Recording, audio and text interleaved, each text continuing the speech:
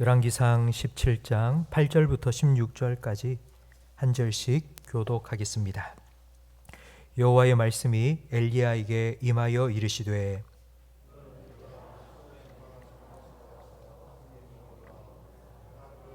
내게 명령하여 내게 음식을 주게 하였느니라. 그가 일어나 사르밧으로 가서 성문에 이를 때에 한 과부가 그곳에서 나뭇가지를 줍는지라. 이에 불러 이르되 청하건대 그릇에 물을 조금 가져다가 내게 마시게 하라. 그가 가지러 갈 때에 엘리야가 그를 불러 이르되 청하건대 내 손에 떡 한 조각을 내게로 가져오라. 그가 이르되 당신의 하나님 여호와께서 살아계심을 두고 맹세하노니 나는 떡이 없고 다만 통에 가루 한 움큼과 병에 기름 조금뿐이라. 내가 나무가지 둘을 주어다가 나와 내 아들을 위하여 음식을 만들어 먹고 그 후에는 죽으리라. 엘리야가 그에게 이르되 두려워하지 말고 가서 내 말대로 하려니와 먼저 그것으로 나를 위하여 작은 떡 한 개를 만들어 내게로 가져오고 그 후에 너와 내 아들을 위하여 만들라. 이스라엘의 하나님 여호와의 말씀이 나 여호와가 비를 지면에 내리는 날까지 그 통의 가루가 떨어지지 아니하고 그 병의 기름이 없어지지 아니하리라 하셨느니라. 그가 가서 엘리야의 말대로 하였더니 그와 엘리야와 그의 식구가 여러 날 먹었으나 함께 읽습니다. 여호와께서 엘리야를 통하여 하신 말씀같이 통의 가루가 떨어지지 아니하고 병의 기름이 없어지지 아니하니라. 아멘.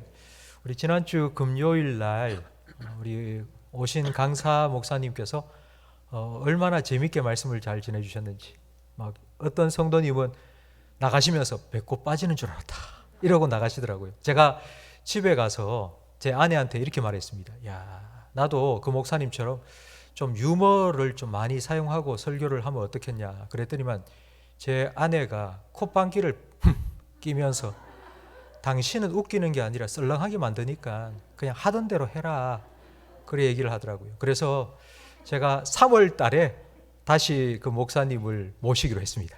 우리 교사들을 위해서 교사 부흥회를 3월 첫 주 금요일, 토요일, 주일 이렇게 3번에 걸쳐서 하기로 했는데 그 금요일, 토요일 2번을 다시 목사님 모시고 우리 말씀을 듣기로 했습니다. 유머 감각이 좀 뛰어난 분을 보면 저는 참 부럽습니다.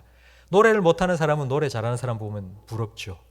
그리고 운동을 잘 못하는 사람은 운동 잘하는 사람 보면 부럽습니다. 제가 또 부러워하는 사람이 한 명 있는데요. 그건 바로 수영을 잘하는 사람입니다. 저는 수영을 전혀 못합니다. 제가 물을 무서워했기 때문에 어릴 때부터. 그래서 물속에 잘 들어가지 않았습니다. 물속에 들어가지 않으니 어떻게 수영을 배울 수 있겠습니까? 수영 못하는 게 당연합니다. 좀 위험하다고 물에 들어가지 않으면 절대로 저처럼 수영을 배울 수가 없고 할 수가 없습니다. 믿음도 마찬가지입니다. 하나님의 넓은 은혜의 바다로 뛰어들어야지만이 믿음이 생깁니다.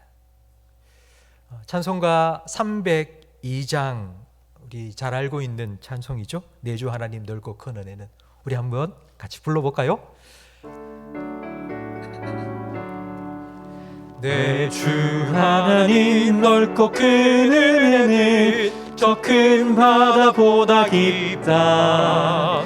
너 곧 닷줄을 끌러 깊은 데로 저 한가운데 3절 찬양드립니다. 많은 사람이 얕은 물가에서 저 큰 바다 가려다가 찰싹거리는 작은 파도 보고 마음 약하여 못 가네. 언덕을 떠나서 창파에 배 띄워 내 주 예수 은혜의 바다로 내 맘껏 져가라. 하나님의 은혜의 바다는 넓고 깊습니다. 근데 많은 사람들은 그 가장자리에서 자꾸 주저주저합니다. 지금까지 살아온 세상의 방식, 그걸 다 내려놓고 지금까지 나는 이렇게 살아왔는데, 지금까지 나는 이게 나를 먹여 살렸다고 생각하고 이거 붙잡고 살아왔는데 그거 다 내려놓고 이제 믿음으로 살라고, 하나님 믿고 살라고 두려운 겁니다. 그렇게 산다고 뭐가 달라져? 믿음으로 산다고, 말씀에 순종하며 산다고 내 삶에 뭐가 달라져? 아니, 더 나빠지는 거 아니야? 이런 마음에 두려워서 뛰어들지 못하고 주저하고 있습니다. 하나님의 깊고 넓은 품 안으로, 그 넓은 은혜의 바다 가운데로 뛰어들지 않으면 우리의 믿음은 자랄 수 없습니다. 물속에 들어가지 않으면 수영을 할 수가 없듯이 하나님께로 내 삶을 던져놓지 않으면 우리의 믿음은 자랄 수가 없습니다. 여러분은 하나님을 얼마나 아십니까? 지금 내가 알고 있는 하나님, 지금 내가 알고 있는 그 하나님은 하나님의 몇 분의 1 정도가 될까요? 여러분은 하나님의 어느 정도를 알고 계신다고 생각하십니까? 한 100분의 1? 내가 믿고 있는 그 하나님, 내가 알고 있는 그 하나님이 하나님의 100분의 1쯤 될까요? 1000분의 1쯤 될까요? 100만 분의 1쯤 될까요? 10길 물속은 알아도 한길 사람 속은 모른다는 속담처럼 저는 제 아내와 결혼한 지 27년이 되었는데요. 27년 동안 함께 살면서도 또 이런 면이 있나 새롭게 깨닫는 모습들이 참 많이 있습니다. 한 사람도 한평생 알아가는 게 힘든데 우리가 하나님을 안다고요?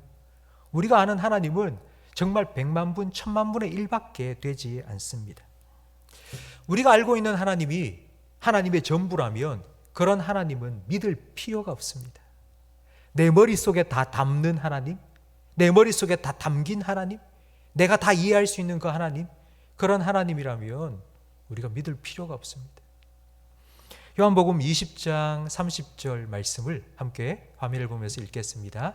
예수께서 제자들 앞에서 이 책에 기록되지 아니한 다른 표적도 많이 행하셨으나 오직 이것을 기록함은 너희로 예수께서 하나님의 아들 그리스도이심을 믿게 하려 함이요 또 너희로 믿고 그 이름을 힘입어 생명을 얻게 하려 함이니라. 아멘. 우리는 하나님을 말씀을 통해서 알 수 있습니다. 그런데 성경에 기록된 하나님도 하나님의 전부가 아닙니다. 금방 우리가 읽은 말씀처럼 예수님께서는 참 많은 표적과 기적을 행하셨습니다. 그런데 성경에 기록된 건 일부입니다. 왜 성경의 일부만 기록해 놓았느냐?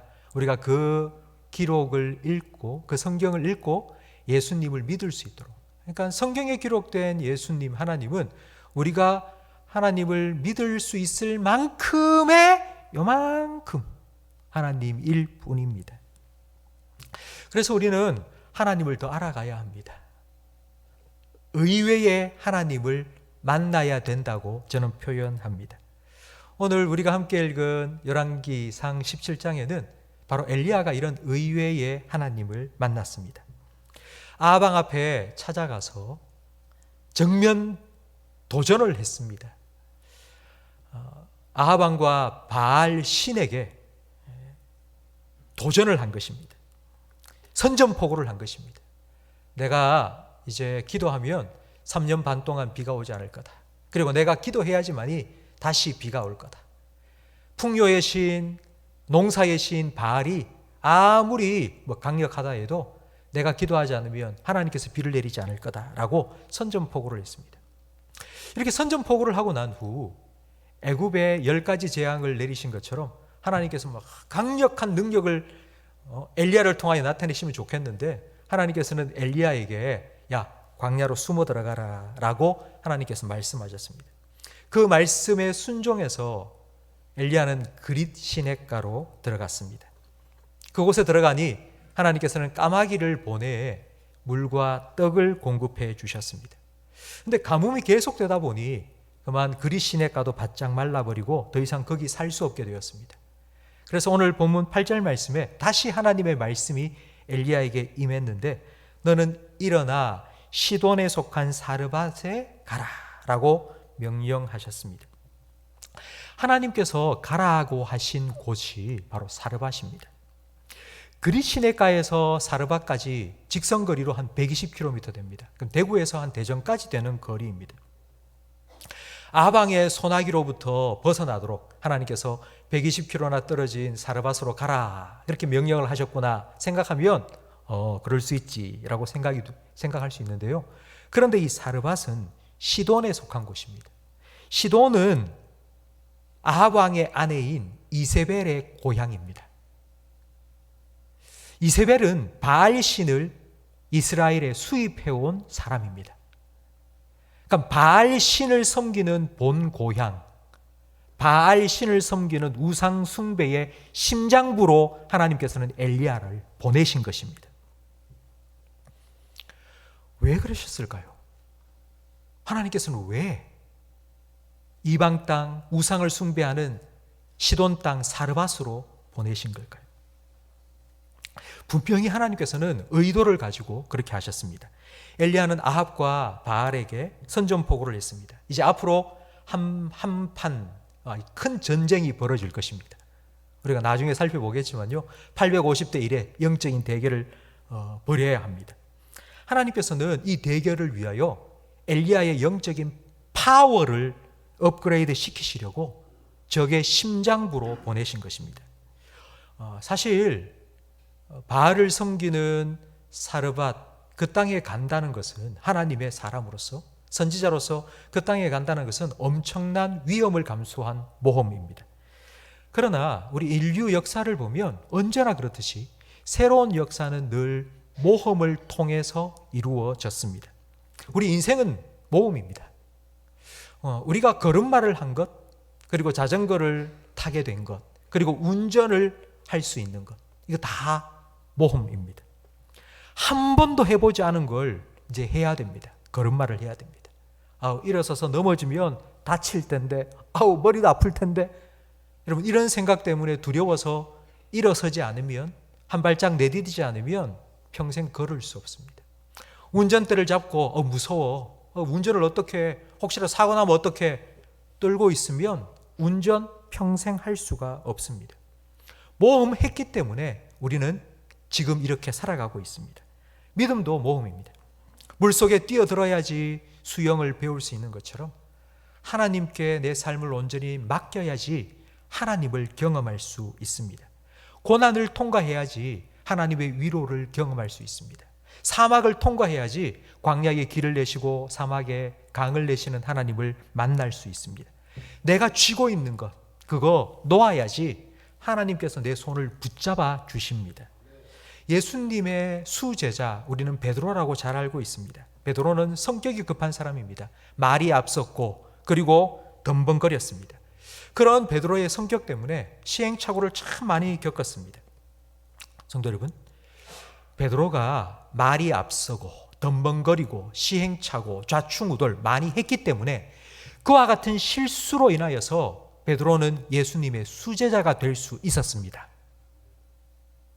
만약 베드로가 얌전 떨고 가만히 눈치만 보고 예수님 왜 저런 말을 했을까? 라고 생각하며 이렇게 있었으면 베드로는 결코 예수님과 더 친밀함을 누리지 못했을 것입니다. 배를 타고 호수를 건너가고 있었습니다. 풍랑이 일었습니다. 그런데 예수님께서 그 물 위를 걸어오셨습니다. 여러분, 만약 여러분이 배를 타고 강을 건너고 있는데 예수님께서 물 위를 걸어오시는 걸 봤습니다. 그렇다면 여러분 뭐라고 예수님께 말하겠습니까? 그런데 베드로가 이렇게 말한 겁니다. 예수님입니까? 만약 예수님이 맞다면 저를 명하여 물 위로 걸어오게 해 주십시오. 아니 어떻게 이런 말을 할 수 있단 말입니까?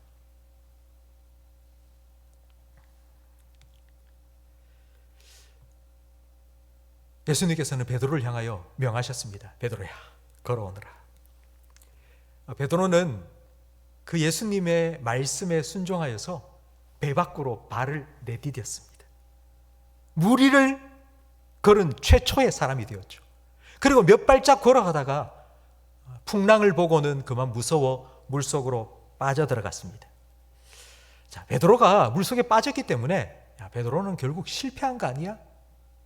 아무리 믿음으로 예수님 말씀에 순종하여 무리를 걷긴 걸었지만 곧 빠졌으니 베드로는 실패자 아니야 라고 생각할 수 있습니다. 절대로 그렇지 않습니다. 배에서 나오면 둘 중에 하나입니다. 무리를 걷든지 아니면 예수님께서 그를 건져주시든지. 이 두 가지 다는 결코 실패가 아닙니다. 진짜 실패는 배 속에서 나가지 않는 겁니다. 꼼짝도 하지 않고 여기가 안전해. 여기 있으면 제일 편하고 좋아. 나 안 나갈래. 예수님이 오라든 말든 그냥 가만히 있을래. 그리고 배 밖으로 나가지 않는 것이 실패입니다. 아무것도 하지 않으면 편합니다. 편하면 변하지 않습니다. 안전을 추구하면 발전은 없습니다. 편안한 현실에 만족하고 안주하면 더 이상 발전은 기대할 수 없습니다. 신앙생활도 마찬가지입니다. 우리는 신앙생활 좀 했다 싶으면 나 이 정도 하면 됐지. 나 이 정도쯤 하면은 할 만큼 했어. 이 정도 하면은 신앙 유지하고 괜찮잖아 라고 생각하는데요. 여러분, 이 정도로 신앙을 유지하겠다라고 생각하면 신앙을 유지할 수 있는 것이 아닙니다. 세상은 거센 물결과 같습니다. 물고기가 가만히 있다고 가만히 있는 것이 아닙니다. 계속하여 거센 물결이 휘몰아치기 때문에 가만히 있는 게 아니라 밀려갑니다. 현상 유지를 할 수 있는 것이 아닙니다. 자꾸 퇴보합니다. 주님께로부터 점점 멀어질 수밖에 없습니다. 살아있다면, 믿음이 살아있다면 거친 물살을 거슬러 올라가는 연어와 같이 하나님께로 더 가까이 나아가야 됩니다. 날마다 새롭게, 날마다 주님을 더 가까이 하는 그런 믿음의 전진이 있어야지만이 우리는 믿음이 자라갈 수 있습니다. 그래야지 주님과의 친밀함을 누릴 수 있습니다. 하나님께서 엘리야를 사르밧 땅으로 보내신 이유가 바로 이것입니다. 그리 시내가 있으면 얼마나 편하고 좋습니까? 아합 왕도 찾아오지 않겠다. 까마귀를 아침 저녁으로 보내어서 먹을 것을 따박따박 공급해 주시고 얼마나 좋습니까? 편하고 좋습니다. 그런데 하나님께서는 그리 시내가를 바짝 마르게 하시고는 까마귀도 보내지 않고는 이제 사르밧으로 가라. 바알 신앙의 중심, 심장부로 가라 보내셨습니다. 아마 엘리야는 얼마나 긴장했겠습니까? 우상을 섬기는 한복판으로 가야 되는데 혹시 내가 하나님 믿는 사람인 줄 알고 저들이 나를 돌들어 던져서 죽이면 어떻게 하지? 얼마나 긴장했겠습니까? 그런데 막상 그곳에 가보니 깜짝 놀랐습니다. 내가 기도하지 않으면 비가 오지 않을 건데 앞으로 3년 반 동안 가뭄이 이 땅에 임할 것인데 라고 말했는데 자기가 한 말 그대로 그 사르밧 땅에도 가뭄이 찾아온 겁니다. 그리고 오늘 깨달았습니다. 바알이 다스리는 땅인 줄 알았는데 하나님께서 여기에서도 역사하시네. 하나님께서 여기에서도 내 기도에 응답하셨네. 하나님께서 여기도 계시네. 이 사실을 깨닫게 된 것입니다. 그리고 그곳에 가서 하나님 말씀하신 대로 한 과부를 만났습니다. 나뭇가지를 줍고 있는 과부를 만났는데요. 12절 말씀을 보니 나뭇가지를 얼마나 주었는지 기록되어 있습니다. 12절 말씀에 보니 내가 나뭇가지 2를 주었습니다. 지금 떡을 만들기 위해서, 밥을 짓기 위해서 나무를 하는데 보통 나무를 한다 그러면 지게에 이만큼 친다라고 생각하지 않습니까? 그런데 이 과부는 나무 2가지만 달랑 주워서 갑니다. 이 말은 밥할 게 없는 겁니다. 그러니까 나무가지 2개만 놓고 불 붙여서 요만큼 떡을 만들 것밖에 남지 않았다는 겁니다. 그만큼 가뭄이 심했던 것입니다. 그러면서 이제 엘리야에게 이렇게 말합니다. 내게 남은 거 요거밖에 없거든요. 그래서 요거 오늘 내가 마지막으로 우리 아들과 떡 만들어 먹고 이제 내일 죽으려고 합니다. 라고 말했습니다. 그러자 엘리야가 그 과부에게 이렇게 말합니다.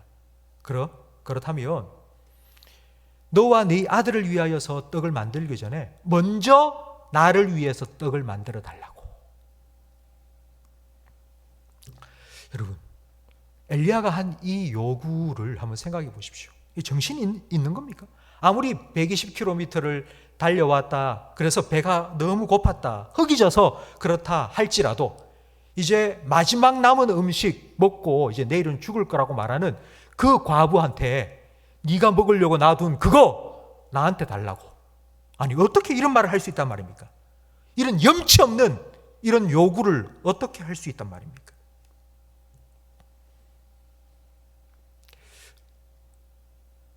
우리 13절 말씀을 화면을 보면서 다시 한번 우리 읽어보겠습니다.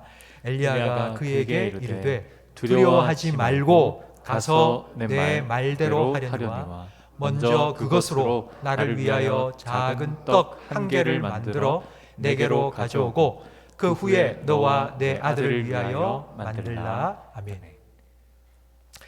엘리야가 그냥 덮어놓고 야, 떡 만들 거 놔줘 라고 말한 게 아닙니다. 제일 먼저 한 말은 두려워하지 말라입니다.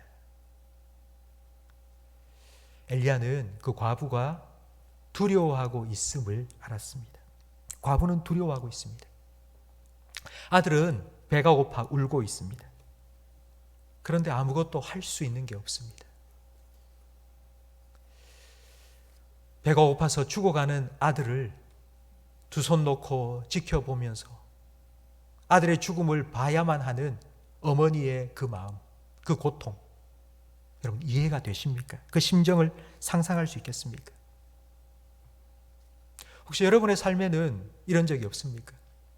내일이 올까 두렵다. 내일 어떤 일이 내게 일어날지 난 너무너무 무섭다. 죽음보다 더 무서운 것이 바로 이 두려움입니다. 내가 할 수 있는 것이 아무것도 없어서 그냥 절망 속에서 그냥 하루하루를 아무것도 할 수 없이 보내야 되는 그 두려움. 저는 2년, 3년 동안 코로나를 통과하면서 사실 코로나보다 더 무서웠던 게 바로 이 두려움 아닙니까?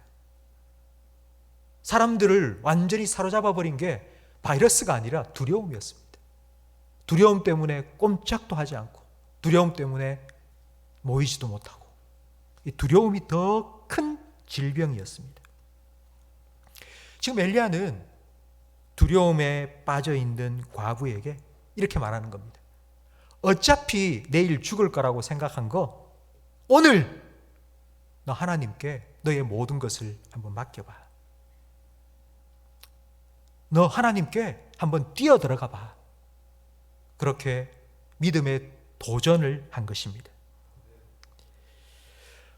저는 말씀을 준비하면서 제가 우리 성도들한테 이런 영적인 도전을 얼마나 했는가 한번 생각해 보았습니다. 요즘 우리 성도들뿐만 아니라 세상의 모든 분들이 다 위로받기를 원한다. 다 너무 힘들어서 나 위로받기를 원한다 라고 말합니다. 그래서 조금이라도 제가 목사로서 믿음으로 살라고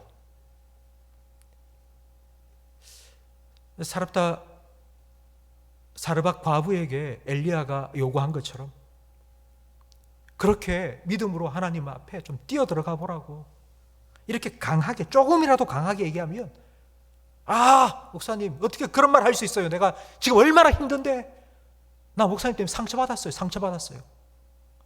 이런 말을 들을까 봐. 그래서 너무 조심조심하고 있지 않나.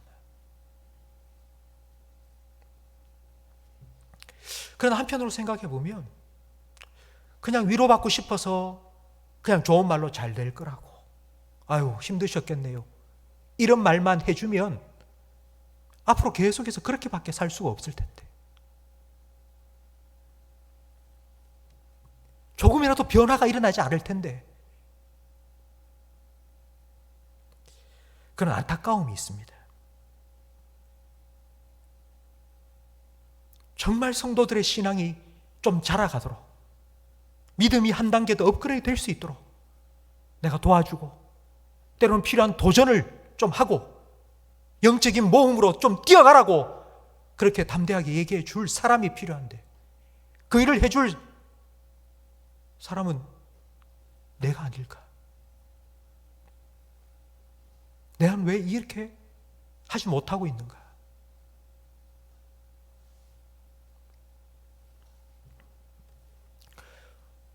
내가 잡고 있는 것, 움켜쥐고 있는 것, 그것 좀 내려놓고 하나님 붙잡고 하나님 말씀을 붙잡고 하나님께 한번 뛰어들어보고 하나님의 은혜의 깊은 바닷속을 한번 경험해 보라고 성도들에게 얘기해야 될 사람이 바로 내가 아닌가 라고 생각을 해 보았습니다. 우리 오늘 14절 말씀을 우리 화면을 보면서 함께 읽어보겠습니다.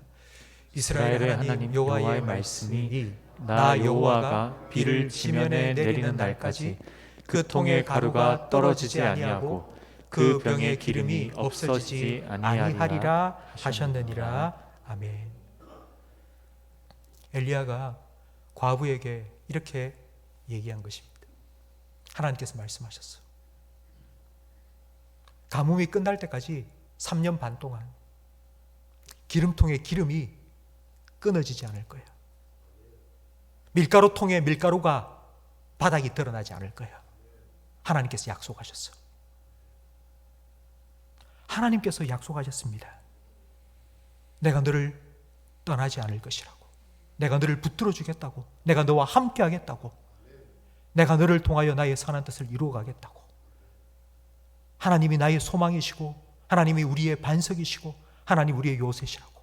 하나님 우리의 소망이시면 우리의 도움이 되신다고. 그러니 그 하나님을 의지하며 믿음으로 살아가라고. 엘리야가 과부에게 말하였던 것처럼 저도 여러분에게 하나님께서 이렇게 말씀하셨노라고 여러분에게 외치고 싶습니다. 성도 여러분,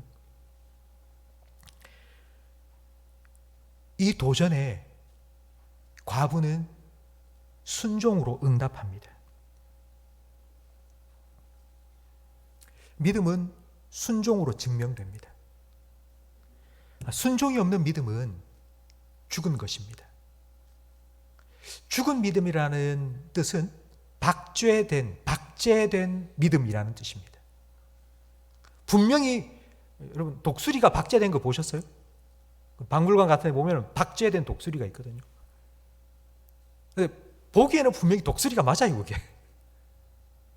그런데 죽은 것입니다. 날 수가 없습니다. 빈 껍데기 뿐입니다. 그러니까 순종이 없는 믿음은 바로 이와 같이 박제된 믿음이고 빈 껍데기 믿음입니다. 하나님께서 우리에게 무언가를 요구하실 때 우리가 그 말씀에 올인하고 단순하게 그 말씀을 믿고 그 말씀에 순종하면 그 순종은 하나님의 역사의 방아쇠가 됩니다. 우리의 삶에 왜 하나님의 능력이 나타나지 않을까? 왜 내 삶에는 성경에 약속된 이와 같은 일들이 일어나지 않을까? 왜 하나님께서는 나에게 이런 일들을 이루어주지 않을까라고 혹시 생각하시는 분? 그렇다면 하나님께서 그렇게 일하실 수 있도록 내가 하나님께 과연 순종의 방아쇠를 한번 당긴 적이 있는가? 한번 생각해 보시기 바랍니다. 엘리야는 과부에게 이제 우리 아들과 함께 마지막으로 먹고 전 죽을랍니다 했던 그 떡을 나를 위해서 가지고 오라고 그렇게 요구했습니다. 사람의 눈으로 보면 참 모렴치하다. 어떻게 이렇게 잔인한 요구를 할 수 있을까? 마지막 남은 그 떡 그걸 요구할 수 있다니 참 뻔뻔스럽고 염치 없다. 무례하다. 이런 생각이 들 수 있습니다. 그런데요, 엘리야가 이런 요구를 할 수 있었던 이유가 있습니다. 하나님의 명령에 순종하여 그리 시내가에 갔을 때 하나님께서는 까마귀를 아침 저녁으로 보내어 먹을 것을 공급해 주신 겁니다. 그 하나님을 체험했기 때문에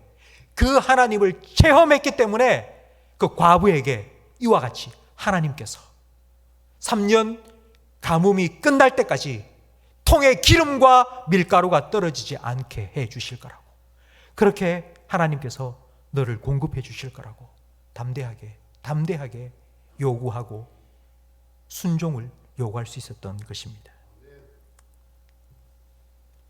성도 여러분, 과부는 이렇게 엘리야가 전해준 하나님 말씀에 순종함으로 3년 반 동안 가뭄 동안 하나님께서 공급하심을 체험했습니다. 기적을 체험했죠. 우리가 이 말씀을 보면서 야, 과부는 참 좋았겠다. 과부처럼 요즘처럼 뭐 기름값 막 오른다고 할 때 막 차 운전하고 다녀도 기름통에 기름이 안 떨어지면 얼마나 좋을까. 은행 잔고가 아무리 써도 카드를 끌고 해도 은행 잔고가 줄어들지 않으면 얼마나 좋을까. 이 말씀을 보면서 우리는 야, 참 이 과부가 정말 참 복받았다 이런 생각을 많이 하지 않습니까? 여러분, 제가 질문을 한 가지 드리겠습니다. 오늘 본문 말씀 속에 엘리야와 과부가 나오는데요, 여러분, 이 두 사람 중에 어느 쪽이 더 되고 싶습니까? 엘리야가 되고 싶으세요? 아니면 과부가 되고 싶으세요?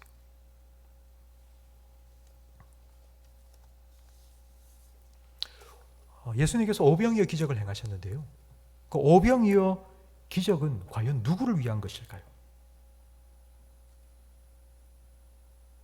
그 모인 수많은 남자만 5천 명이 모였다 하니 뭐 여자까지 어린아이까지 다 치면 한 2만 명 정도 모였겠죠. 그런데 그 오병이어로 떡 한 조각 받고 물고기 하고 막 먹으면서 배부르다, 맛있다. 여러분, 과연 그 사람을 위해서 그 떡 한 조각 받아 먹고 맛있다, 배부르다 그렇게 만족할 그 사람을 위해서 예수님께서 그 오병이어의 기적을 행하셨을까요? 아니면 그 떡을 예수님께로부터 받아 나누어줘도 떨어지지 아니하는 그런 놀라운 기적을 체험한 제자들을 위해서 그 기적을 행하신 걸까요? 요한복음 2장에는 갈릴리 가나 혼인잔치에 예수님께서 첫 번째 행하신 기적이 나옵니다. 물로 포도주를 만드셨죠. 여러분, 이 기적의 최대의 수혜자는 누구일까요? 잔치에 참여해서 물로 만든 포도주를 맛보면서 와, 최고야 최고 그러면서 취하여 흥에 겨워서 흥얼거리는 그런 손님들일까요? 아니면 예수님 말씀에 순종하여서 자기가 떠온 그 돌 항아리에 든 그 물을 손님들에게 떠준 하인들일까요? 오늘 본문에 나와 있는 이 과부의 기름통과 밀가루통에 3년 반 동안 가뭄 동안 떨어지지 않도록 이 놀라운 기적을 행해 주신 것은 과부를 위한 것보다는 엘리야를 위한 것입니다. 엘리야가 그릿 시내가에 있을 때는 하나님께서 보내주신 까마귀가 공급해주는 먹을 것 그냥 받아 먹으면 됩니다. 그런데 이제는 사르밧까지 가서 그곳에서 이제 마지막 떡을 먹고 내일은 죽겠다고 말하는 그 과부와 그 아들을 살려야 합니다.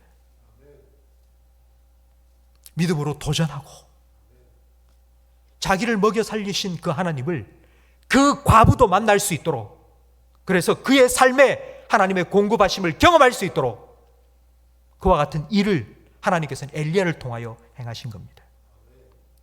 그냥 하나님 주신 거 받아먹고 끝나는 것이 아니라 그 하나님을 전하고 다른 사람도 그 하나님을 만나서 그 하나님의 공급하심을 경험하며 살도록 한 것입니다.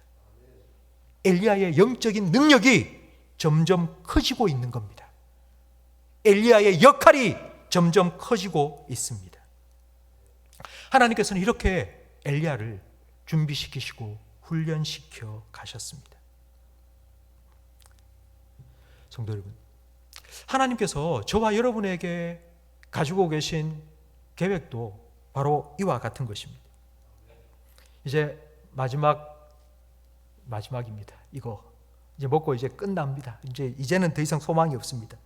라는 과부와 그의 아들이 엘리야를 만나서 하나님을 알게 되고 그 하나님을 믿고 그 하나님으로 인한 공급을 받고 살아난 것처럼 하나님께서는 우리를 통하여서 우리의 가정이 그리고 우리 주변에 있는 많은 사람들이 하나님을 알고 그 하나님을 인하여 살아날 것을 하나님께서는 원하십니다.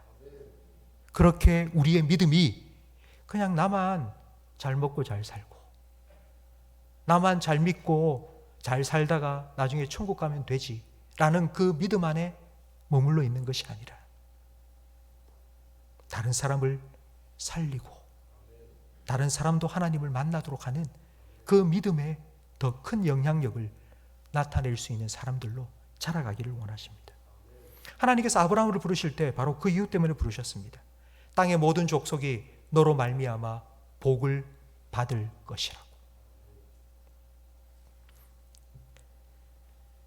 성도 여러분, 저는 우리 교회 모든 성도님들이 그냥 교회 안에서만 잘 믿는 내수용 믿음이 아니라 세상으로 교회에서 좀 수출할 수 있는 자랑스럽게 메이드 인 침산제일 교회,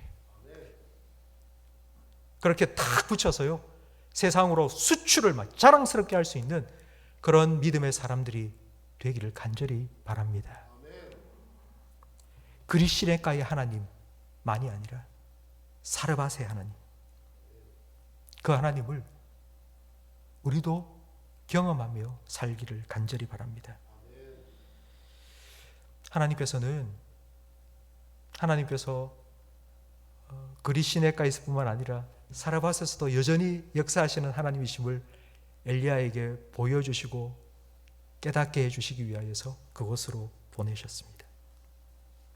바알이 지배하는 땅, 물질 만능주의가 지배하는 그곳에서도 하나님이 살아계시고 하나님께서 우리의 생명이 되신다는 것을 보여준 절대 믿음의 사람으로 하나님께서는 엘리야를 준비시키시고 보내주신 것입니다.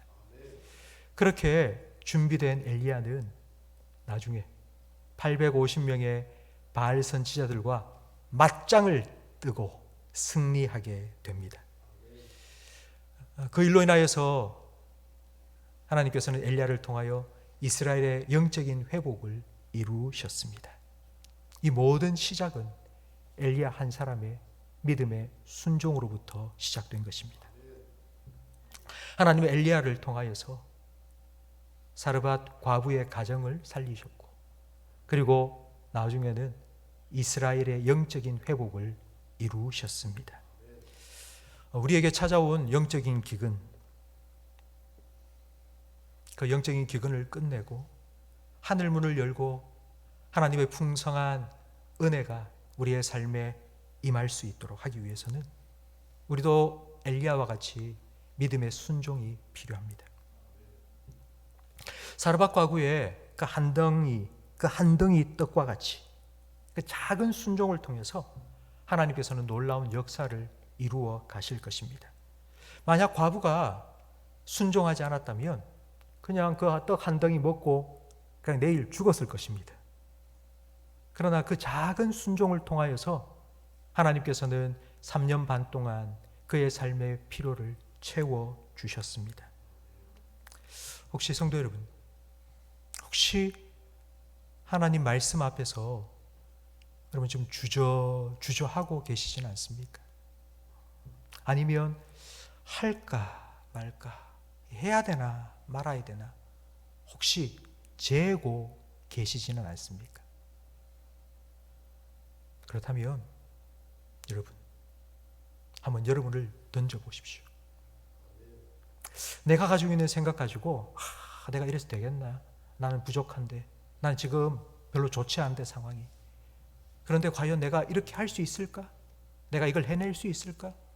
라고 혹시라도 주저하고 있는 분이 계시다면 나 자신을 바라보지 마시고 하나님을 바라볼 수 있는 믿음의 눈이 열려지기를 주님의 이름으로 축원합니다. 하나님께서 여러분을 붙들어 사용하시면 마른 막대기를 통하여서 홍해를 가르시고 이스라엘 백성을 건너가게 하신 그 하나님의 역사가 여러분의 삶을 통하여서도 이루어질 수 있음을 믿으시기 바랍니다. 여러분의 그런 믿음의 순종을 통하여서 저는 여러분의 자녀들도 하나님을 알아가기를 간절히 바랍니다. 정말 하나님께서 살아계시구나. 하나님께서 이렇게 일하시는구나. 자녀들에게 살아계신 하나님을 보여줄 수 있는, 그래서 가정을 살리는 저와 여러분이 되기를 주님 이름으로 축원합니다. 그리고 엘리야가 이스라엘을 영적으로 회복시켰던 것처럼 우리를 통하여서, 그리고 우리 교회를 통하여서 이 영적인 회복이 이 땅 가운데 이루어질 수 있도록 우리를 온전히 하나님께 순종으로 내어드릴 수 있는 저와 우리 모든 성도님들의 삶이 되기를 주님의 이름으로 축원합니다. 오늘 말씀을